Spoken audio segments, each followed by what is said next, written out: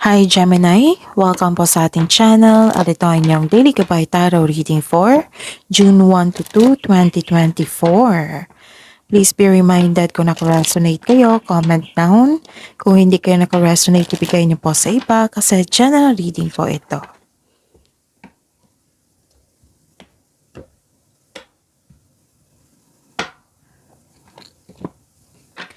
Gamitin ang reading na ito bilang gabay lamang. Please like, subscribe, and click bell button for notification para updated po kayo sa daily tarot reading natin. Maraming salamat po.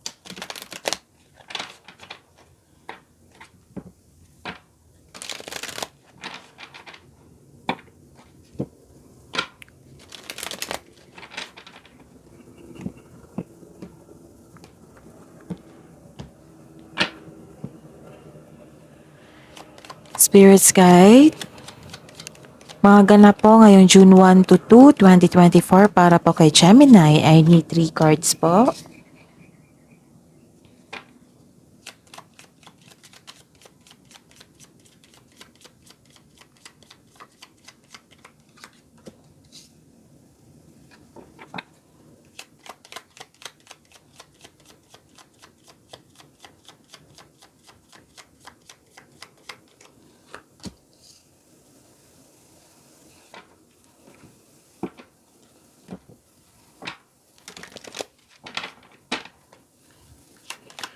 Spirits Guide.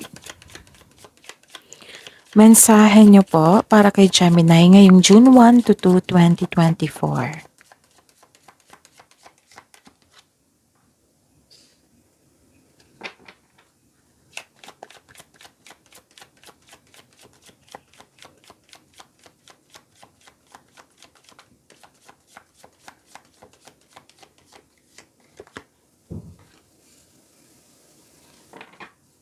Okay, Gemini.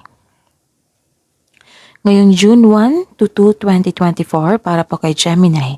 May nakita ko ditong nakatanggap kayo ng regalo. Yes, it might be this is a birthday gift or regalo. Regalo, pwedeng i-pamper mo yung sarili mo, bibili kayo ng gamit. Pwedeng may regalo yung tao sa iyo. Or pwedeng regalo ito or tulong.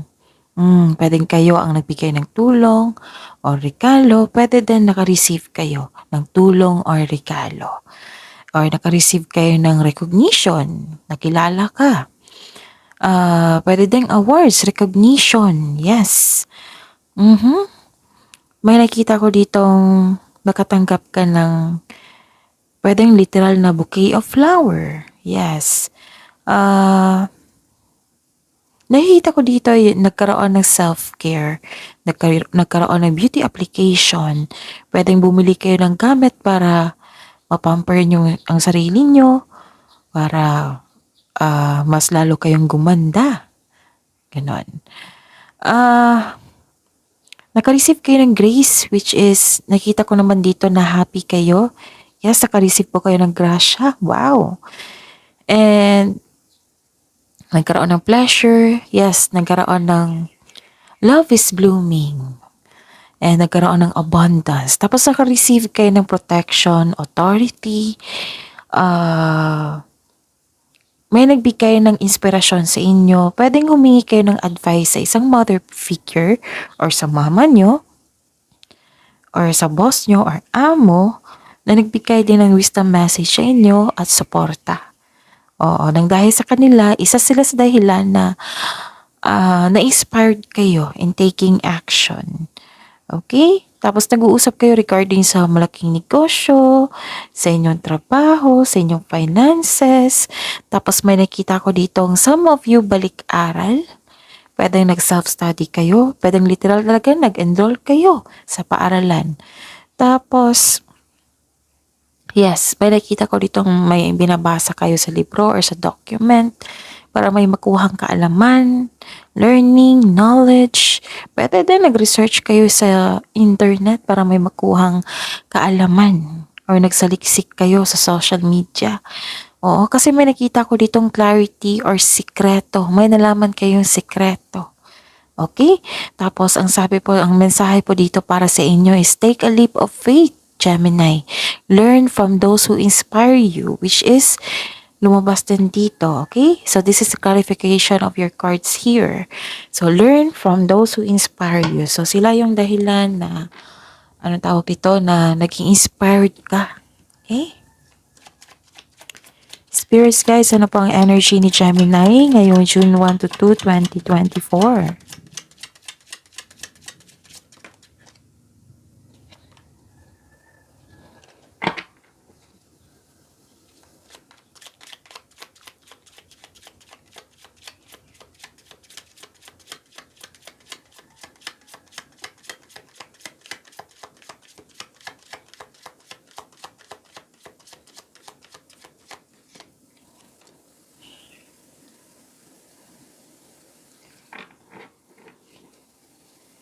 Okay, Gemini, panoorin niyo po yung Daily Gabay Tarot reading niyo po. Oo, from May 30, 31, yung Weekly Gabay Tarot reading niyo. Panoorin niyo po, tsaka yung Monthly Gabay Tarot reading niyo. Actually, ang daming video niyo ngayon, Gemini. Yung una is yung birthday reading nyo. So, panoorin nyo po sa mga hindi pa nakapanood sa birthday reading nyo. I-check nyo po sa channel natin. Scroll down nyo lang po hanggang sa makita nyo yung video nyo po for Gemini birthday reading po ni Gemini. Okay? Ngayon 2024. Tapos, yung June 2024 monthly Gabay Tarot reading nyo. Yung, anong tawag nito? First half of the month, June 1 to 15, ang dami nun. Ang dalawang card, nakafocus yung isa sa general, nakafocus yung isa sa career and money.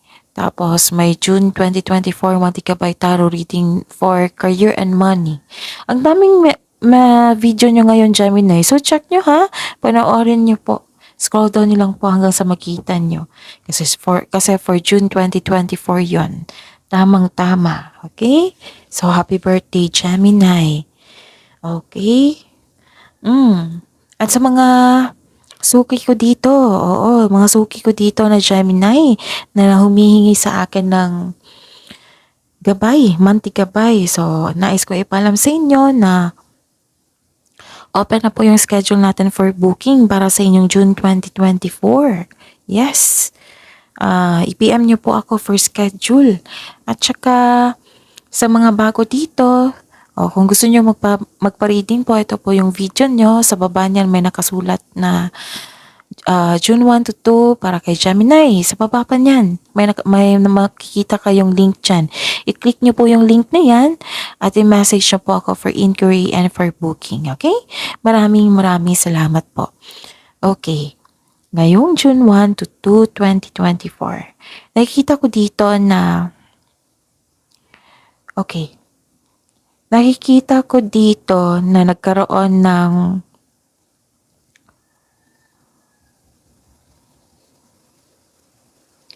may tutol sa inyong desisyon. Nakikita ko dito yung tutol, may against sa traditional, for example ha, tutol sa inyong desisyon. Isa yan sa example. Yung, for example, may tutol sa inyong relasyon. Oo. May tutol sa kasal. Ganon.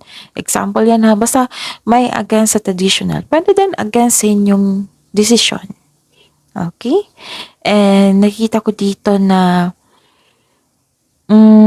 medyo nainis kayo. Oo. Nainis kayo. Huwag kayong mainis, Gemini. Sa birth month nyo, unang pasok ng araw. So, pagsikapan nyo na hindi kayo mainip, ma-disappoint. Okay? So, positive energy. Okay? Claim positive affirmation. Positive affirmation, I am loved, I am healthy, I am blessed. Ganun. Yung attract mo yung mga positive na mangyayari. Okay? Para magkaroon ng energy, positive energy flow. Okay. So, ayun. Iwasan nyo ha. Iwasan nyo mainip. Iwasan nyo ma-disappoint. Kasi not everybody na sang-ayon sa atin. Oo. Not everybody sang-ayon sa atin. We cannot please everyone, everybody sa ating gusto. So, give this card is a reminder to try to have an open mind and be respectful of opposing viewpoints. Oo. So, hayaan nyo sila. Baka may experience sila. Itanong mo, baka may experience sila kung bakit sila tutol. Kung wala, then tahimik muna tayo. Okay? Bawal ang mainis ngayon sa unang araw ng June 2024. Kung maaari po. Inhale, exhale, count 1, 2, 3. Oo. Okay? Para ma-relax. Okay. May nakikita akong travel dito. Gemini. So, this is a clarification of your card here na inspired kayo. Inspired kayo ulit kasi may naka-receive kayo ng support, loyalty, naka-receive kayo ng motivation. Na-motivate po kayo. So, inspired kayo ngayon. Nagkaroon kasi ng direction. Nakakuha ka ng wisdom message galing sa mga taong ito. Na yung sinabi ko dito. Tapos, nakafocus kayo. May determination, may concentration, ganon. Ang ganda. So, some of you, di ba may biyahe? Some of you, umuwi kayo na successful. This is also means traveling, ha? You are moving forward to the next level, pwede. And, yun. Use your intuition, paalala po dito. Use your intuition to guide you to the next phases of life with confidence, okay? And to achieve a success in career and money, kailangan mong mag-focus sa inyong sa inyong gawain dyan. Comes with determination and clear intention. Oo. This is a go signal, ha, na upang isagawa mo na yung matagal mo ng plano. Basta siguraduhin na may konkretong plano yan. Okay? Tapos, listen to your intuition to guide you towards the next action. Kasi, yan yung magtuturo sa inyo patungo sa tamang path. Patungo sa success. Okay? Tapos, kung gagawa ka ng desisyon, syempre, may konkretong plano bago ka gumawa ng malaking desisyon. And ang sabi po dito, you have success in the face of difficulty.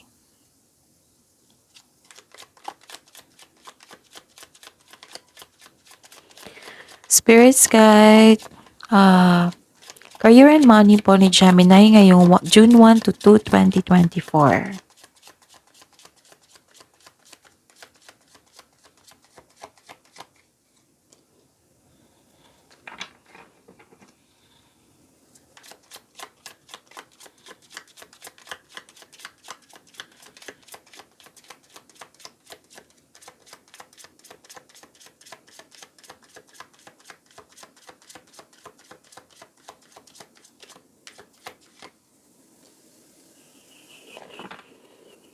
Okay.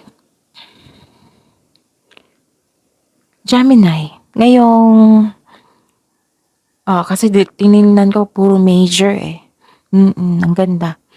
So, Gemini, may nakita ko dito malakas ang inyong intuition.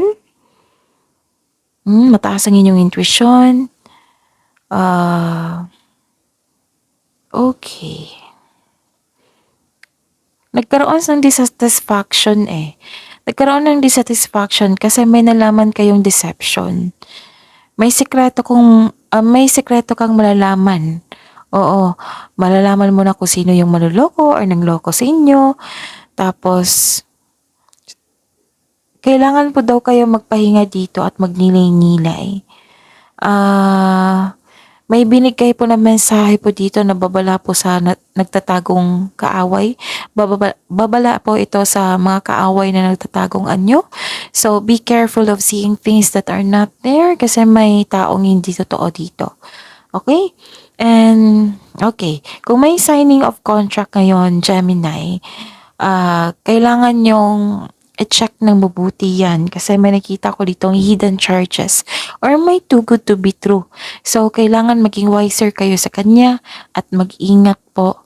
Oo, wag munang pumirma, intindihin ng mabuti ang inyong hawak na document, okay?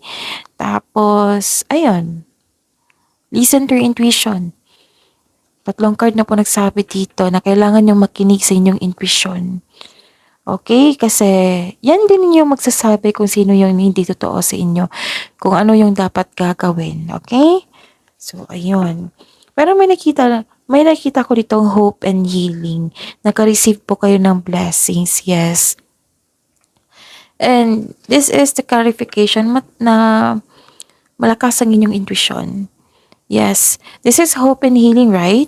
Nagkaroon ng opportunities, nagkaroon ng renewal, pwedeng renewal of contract.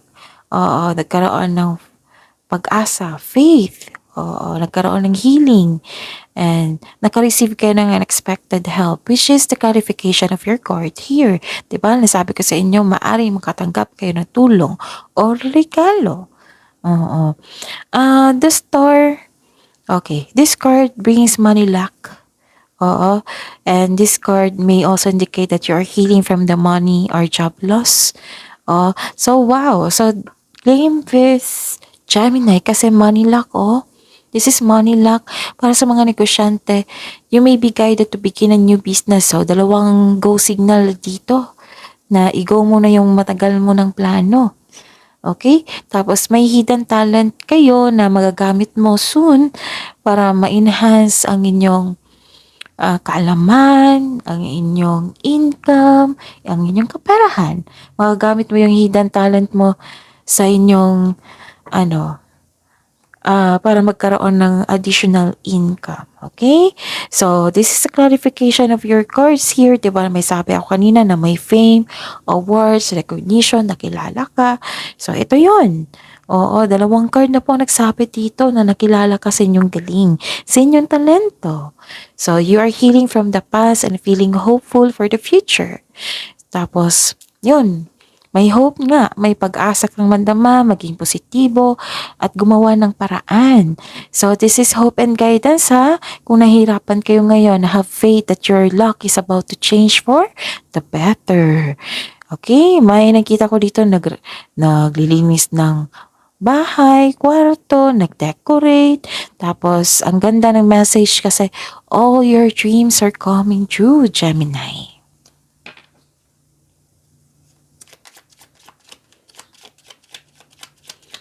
Spirits Guide para po kay Gemini, Love Life, Self-Love, Partnership, and Romance ngayong June 1 to 2, 2024.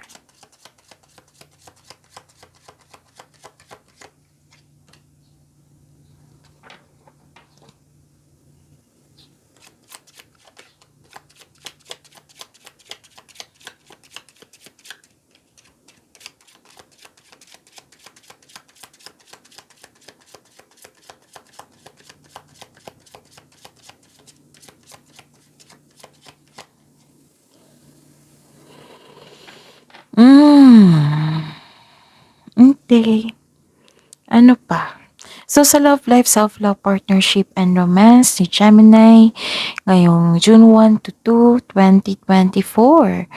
Nakikita ko dito nagkaroon ng healing. So, dalawang card na po nagsabi ha, na nagkaroon ng healing, okay na kayo. Wow! So, ang ganda. Tapos, parang hinahayaan mo ang isang sitwasyon na matapos. So, remind yourself po na let go and move forward. Kasi ang pagkapit sa nakaraan, yan yung pumipigil sa iyo sa paglitaw ng bagong simula. Yan yung pumipigil sa inyo na hindi kayo magiging interesado sa bagong simula. So, let go mo na yung nakaraan and move forward. Akapin niyo po yung bagong simula sa inyong buhay. So, this card tells you na subukang wag ipagpaliban ng kasaganaan na naghihintay sa inyo. Diba, may sabi ako sa inyo kanina na may opportunity na darating. So, bigyan ng pagkakataon ng inyong sarili. Wag niyong i-postpone kasi baka mawala po ito. Okay? Pwede na may delay sa hinintay niyong tao or mensahe. Tapos may naalala kayo sa past, nahirapan kayo sa pag-move on. Yun nga, mag-move forward kayo, okay? Tapos, ano pa? May paalala po ang card dito. na baka may pastime po kayo na naging bisyo, kaya reflect kung ano ito para maiwasan ito ng maaga. And may nakita ko dito na nagkaroon ng unhealthy or toxic relationship or pagsasama sa dalawang tao. O, maaaring naging lust over love or nagkaroon ka ng controlling partner or controlling kasamahan dyan. Kung pwedeng, kinokontrol kayo ng parents nyo, ganyan. Example yan. So, basta po may nakita kong isang tao na nagbigay ka ng concern sa kanya, kinokontrol ka niya. Ganun. So, ayun na may sabotahe, addiction, materialism, obsession, repression. So, ayun nga. Itong pakiramdam na ito, I believe sa nakaraan ito. At ngayon, nagkaroon ng dalawang card nagsabi dito na may healing. So, move forward. This is very good kasi you are allowing yourself na magiging okay ka na mag-move forward ka na kahit masakit pa, kahit mabigat pa. Okay? So that is your reading, Gemini. Please like, subscribe, and click bell button for notification para updated po kayo sa daily tarot reading natin. Maraming salamat po.